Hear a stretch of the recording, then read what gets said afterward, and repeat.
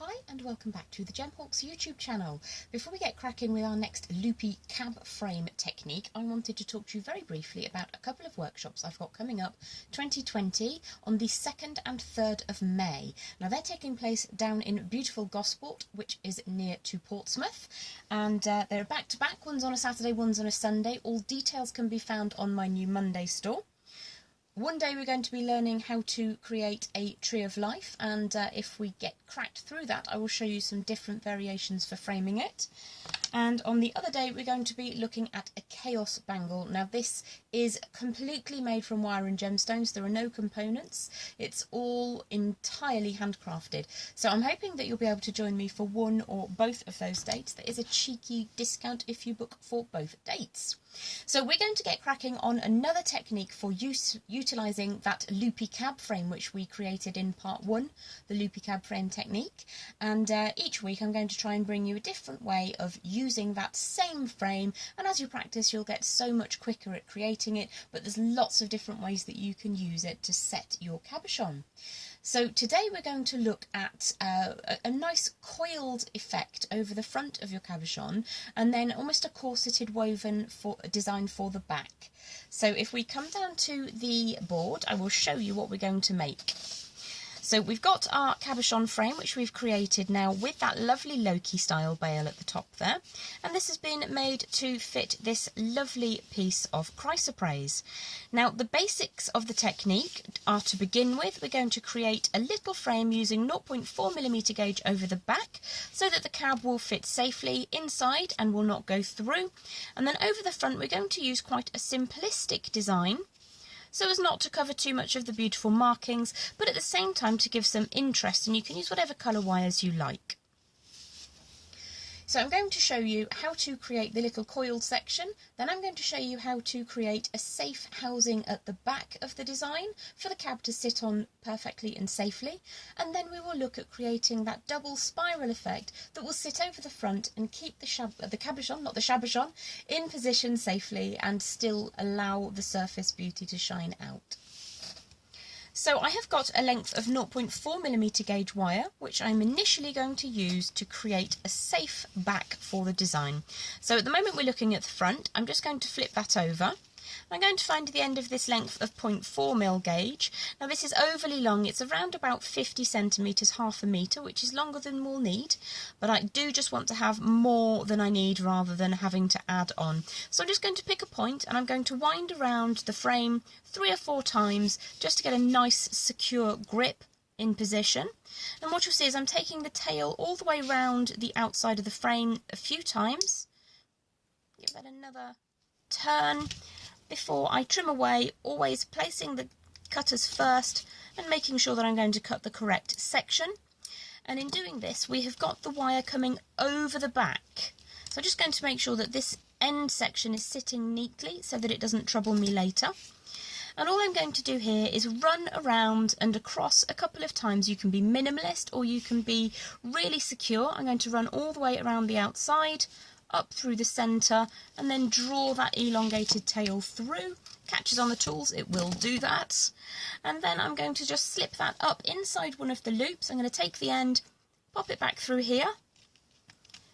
In doing this, what we're creating is a way to get the wire onto the rear surface. So all of my passes of wire are going to go on the back side of the cabochon frame, and they're not going to be coming up inside here, and in that way the cab will sit inside the frame rather than on top of it. So you can go quite minimally or you can do lots and lots of passes. So I'm going to just go from here to here for now. I'm going to push the end up through, run that all the way around, and then just support that 0.4mm gauge while I find the end of my wire and bring that up through.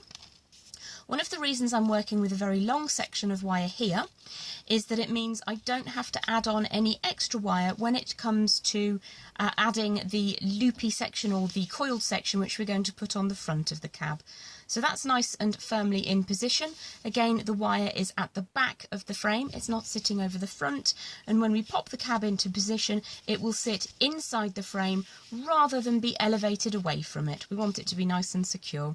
So flipping it back over to the rear view again, looks like I'm making St George's flag here. That's not intentional. Push the body of the 0.4mm gauge up through there, try and support the wire as it comes around, make sure that's nice and firm, support your wire so it doesn't get kinked, find the end and then pop that up inside one of the loops. Now I'm always going to the loop on the right because I'm right dominant, it's just easier for me. If you continue to do the same throughout your design, then the aesthetics will kind of reflect an attention to detail. So that would actually be enough to keep my cabochon safe, but I'm going to draw that down to the base, round about the 6 o'clock, and at this stage it's getting tricky to push the wire through, so I'm just going to support it in the position I want it to come up, hold on with my non-dominant hand to the remainder of the wire, find the end, pull that up through the next loop available, all the way around, and again across the back. And I might now just take that up to the starting position. We've got a very, very strange looking star going on there, so I might just draw that around the top instead. There is space for me to push through there, so I will, because it just makes it slightly easier. And now, of course, I have to come up through a loop to the left because of where I've chosen to bring the wire to. Posting that around and through, back to the rear side of the cabochon frame. So I might just draw that over one more time. You could make patterns if you wanted to, it really isn't important. This is the rear, and as long as it's neat and you're happy, that's all to the good. Take the tail up inside and around that framework we've created, and then for the last time we're going to leave it so that it's now coming over the front. Just pull it over to the front and you'll see that what you have created at this stage is a secure rear housing for the flat back of our cabochon to sit neatly. Now it will work if you're using a double faceted slab, as I plan to do in a couple of weeks' time, but on this occasion I'm making sure that the back is flat against the inside of the frame so that when I put the cabochon into position I'm ensuring that it sits nice and neatly inside the frame. So if we pop down now, just going to try the cabochon in for position and make sure I haven't over tightened it, and if I just flip that up you'll see that it sits nicely and neatly inside that frame and it hasn't been elevated too much away from it. So the next thing we need to do is to create our double spiral section. So I'm using a 1mm gauge. If you have strong wrists you could use a 1.25mm gauge. I've just got a little bit of leftover wire here from an earlier project. This is probably about 4 inches. You don't really need a huge amount of wire, and if you are working with mixed colour cabochon frames, as I am at the moment, then it's a really useful way of using up offcuts from earlier projects. You know, the bit where you create quite a long tail, especially when we're making the neck and bail, we're never quite sure how much we want to use, so we always tend to end up with these little 3 or 4 inch segments of 1mm gauge wire. This is a great way to use them up. I'm trying to be as zero waste as possible, or as close to it anyway. So I'm going to come in with my round nose pliers and I'm going to make something a little bit like this double spiral. So quite close to the end, I've got a bit of dog hair on my thumb there, sorry about that. I'm just going to start turning slowly and carefully to generate that first section of coil all the way around until we get a good coil going, and then I'm going to switch to my flat facing pliers. The key here is to make sure that we have some opening between the wire passes because we're going to want to wire into that. If you do a completely closed coil, you'll find it very, very difficult to get your 0.4mm gauge to sit inside that coil. So I've gone as far as I want to go with this section. I've got a little bit more than I need, so I'm just going to trim away here. It's probably taken about 1.5 inches away, which I will use again later. So I'm going to go in the opposite direction now. So I've got myself a little 6, so I'm just going to make a little 9 at the top, as it were. Quite close to the end of the pliers, quite close to the end of the wire there, and just start turning and twisting until you get that coil going. So again, I've got a complete circle of wire, and then it starts to open out, so I'm doing quite an open coil. You may need to just help support that wire so that it doesn't close up too tightly or too soon. And you can open these out as you need to. So I've made this one probably a little bit small for the cabochon that we're working with, so we'll just have a look and we'll see which one fits better. Now if I wanted to make 2 scroll works like this, that size would actually work really, really well. But I'm just going to demonstrate with one. So we'll use the one that I made a few minutes ago. So this is going to cover enough of the cabochon itself to keep it quite securely housed. If you decide that actually there isn't enough on your swirly section to keep your cabochon safely, it's perfectly acceptable to add a second coil on the other side. You may prefer to do two small double-ended coil sections on opposite sides of the cab. It looks really pretty, just as an alternative. But for today, I'm going to demonstrate with just the one. So if we come back down to the board now, I'm going to sit the piece of double-ended spiral or double-ended coil, and what I'm going to do is I'm just going to give it a little bit of a bend, very, very gently. You can do this with pliers if you prefer, and this only needs to be quite subtle because the cabochon I'm working with is subtly domed. If you're working with a very heavily domed cabochon, you may need to increase that. I'm also just going to open that out slightly, like so.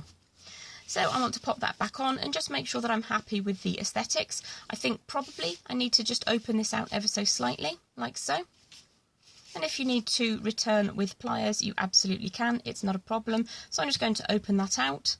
The key point that we're looking for is that you have got an open segment of coiled wire here on one side of the cab and an open segment on the other side. So if we look at that for just a moment,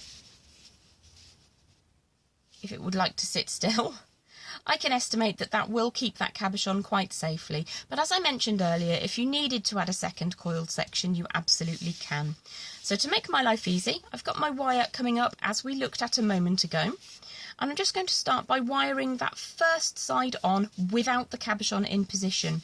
So what I'm looking to do is to take the wire that's already connected to the frame and coil it around both the frame and this segment of the coil that we have made here. So if I hold that into position, I'm going to take the end of the wire and I'm going to run that just inside the outer edge of that initial coil. Draw that all the way round until it sits nice and firmly. Now I'm going to do that 3 times in total because I think when you're working with a 0.4mm gauge you get really a great balance of aesthetics as well as strength. So I'm just going to hold that into position to make sure I don't cross those wires over. I want them to sit side by side rather than higgledy-piggledy. I'm just going to tighten those up by pushing them slightly together while I take the third pass of wire and get that to go all the way around both the frame and that outer section of coil work that we just created. So that's just crossed over, so I'm just uncrossing it slightly now. Whoops-a-daisy. Just need to get that to sit neatly, and once it's through I'm going to bring it up through the loop, just like so. And then I'm going to pop it back down inside the frame, but not the coil. So I'm going to take it through this aperture here and draw that away. So that's now on the back. So you could probably do a slightly neater job, taking a slightly longer time. Get that to sit neatly. Give it a bit of a squeeze, but you'll see that that's now nice and secure. So for the next stage, we're going to pop the cabochon into position, pass our 0.4mm gauge wire across the back of the design. If we decide at this point we want to add some more passes across the back of the cab, we absolutely can. I don't think we need to today, but you have that opportunity. There's plenty of wire to work with. Once we've got our cabochon in position, we're drawing our 0.4mm gauge over to the other side to meet the second segment of our coiled front piece for the front of the cabochon. So I'm going to now pop that cabochon into position like so. I'm going to ensure that that section of wire is long enough, and I have the opportunity now to just stretch that out if I want to. So I think I'm going to come up at this loop here. So I'm going to draw the wire now across the back, and for the sake of security, drawing the wire around just the frame for 1 moment to give us a really good connection, like so, and you can allow the cabochon to come loosely. It will make life slightly easier for us in the moment when we start trying to tie that cabochon into position. So here we go, we've got 1 loop, so now we're going to take the tail of that wire, and because I now know I've got enough, I'm going to trim that down a bit to make it slightly easier. I'm going to take the end of that wire and pass it through the outer section of our front coil, and then it will need to go down between the frame, like so, If you need to just drop that out for the first pass, you absolutely can. Pull that into position while you are making sure that that cab is sitting, and it should all start coming together, like so. And if you wanted to, what you could do, just to give an extra sense of security, obviously I would normally go 3 times around the one position. So imagine we've gone 3 times around just here, around that outer section of the coil and the frame. I'm now going to move position and come over to a second segment and pass that through if I can. So that's gone between the coil and out the back inside that framework, like so. And that's nice and firmly in position. So for me, I would actually be quite happy with that. There's a slight kink in the coil section itself here where I've opened it out. So if you're very, very careful, you can slightly alter that. But if I was working on this in a slightly more slow environment, I would probably take it off and just rebend that. But the technique is exactly the same. We've got the cabochon trapped, so it's then just a case of going once more around just the frame, popping the wire through the gap so it comes out the other side. Let's get that to go through. If it doesn't want to, then I might cry. What I'm going to do is just pop it through here and slide it around, I think. So there we go. Where there's a will, there's a way. And then I'm going to hide the tail of this wire by wrapping it around this coiled section at the top shoulder. Oops. I'm just going to give that a bit of a coil through there. One more time, like so. And it will hide quite nicely in that gizmoing we did on the shoulder in the first section of our demonstration. So give that a squeeze into position. Now the shake test is key when you're setting cabochons. So what I would normally do, obviously I'm working on a lovely velvety display board that I bought many years ago to display ready-made jewellery, and they make a really nice background for when you're working with cabochons, because when you do the shake test, if things do go wrong and you haven't quite captured your piece safely, then your cabochon doesn't get damaged. So we'll do that now. So what I would do is take that and give it a real hearty shake. Now I know that that back is very, very secure. That front is actually secure, and I think part of that is the size of the spirals and the fact that we've anchored it in position in 2 separate places. If your piece failed the shake test, you can add a very, very tiny piece of coil work. Let me just edit this one and show you what you could do. Just bring that coil around like so. As long as you've got a little bit of space in there, like this, you could add a second segment in using exactly the same technique across the top, or you could shift that up slightly and put it in at the base. I just hold that with one hand, you can see the potential. It's really a very lovely technique to use. And so many different ways that you can finish a piece. And because it's so easy and quick, you can just, if you're not happy, just take it apart. Your frame will be absolutely fine and you can reuse that. It's literally sort of 10 or 15 minutes of getting it to sit neatly, and then a couple of minutes of the applying the double spiraled section in the right area, making sure that you're happy, making sure it passes the shake test. So as long as you're happy, there's another piece of jewellery for you to work with. I hope you've enjoyed today's demonstration, and I hope again to be able to bring you some slightly different variations for the Loopy Cab, and I'm also going to bring you some completely different jewellery demonstrations in the very near future.